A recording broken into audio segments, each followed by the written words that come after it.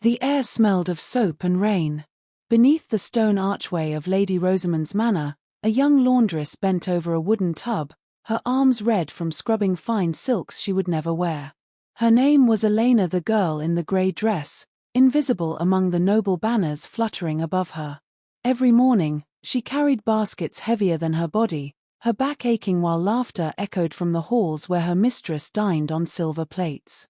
The more she scrubbed, the more her dreams faded until one day, fate slipped quietly into her hands. It began on a stormy evening. The candles flickered, and thunder rolled beyond the stone walls. Elena had been ordered to wash Lady Rosamond's garments before dawn. As she lifted a folded gown, something slipped from its sleeve, a necklace, golden and cold, glimmering with rubies that caught the candlelight like drops of blood. Her breath froze. She looked around, no one. The other maids had gone. Her fingers trembled as she held the jewel close, watching it sparkle against her grey sleeve. For a moment, she imagined herself not as a laundress, but as a lady, her neck adorned, her steps light. A whisper crept into her thoughts, just once, no one will know. And in that whisper, her fate was sealed. Elena slipped the necklace into her dress, her heart pounding like a drum of war. That night, she hid the jewel beneath a pile of wet linen behind the washing shed. Sleep never came, only the sound of her own guilt. At dawn, she sneaked through the back alleys to the lower market, where the air smelled of smoke and sweat. A crooked merchant waited, his teeth yellow and smile sharper than his blade. He eyed the necklace and grinned. "Worth more than your life, girl," he whispered, handing her a small pouch of coins. Elena clutched it tightly, her first taste of gold. For the first time, she felt free. But freedom, in this world, never comes without a price. By evening, the manor blazed with panic. Lady Rosamond had noticed her missing necklace during the supper feast. Guards thundered down the corridors, searching every chest, every pocket. Elena tried to remain calm, her hands trembling as she folded sheets.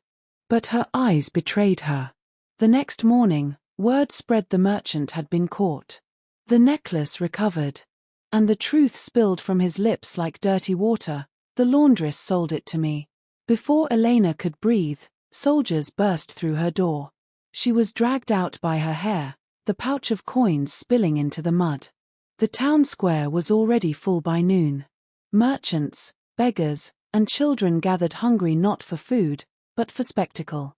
Elena stood in the center, bound to a wooden post. Her grey dress was torn, her feet bare. The magistrate read her crime aloud, his voice echoing across the square. Elena of the manor, guilty of theft from the house of Rosamond. The sentence, 20 strikes, public and witnessed. Lady Rosamond watched from her balcony, her jewel glinting once again around her neck. The first strike came. Then the second.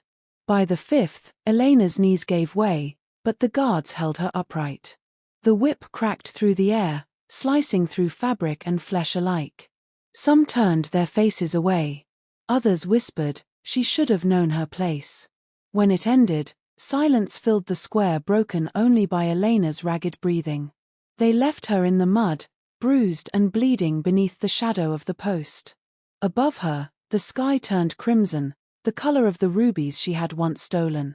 Lady Rosamond passed by on horseback, her perfume drifting like poison. The necklace shimmered against her pale skin, untouchable once again. Elena raised her head weakly, her grey dress now dark with blood and rain. She whispered, barely audible, "One day, no mistress will own another woman's hands."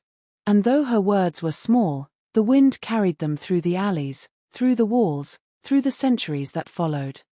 In a world where wealth writes the laws, even a dream can become a crime. The laundress stole a jewel, but what she truly wanted was freedom.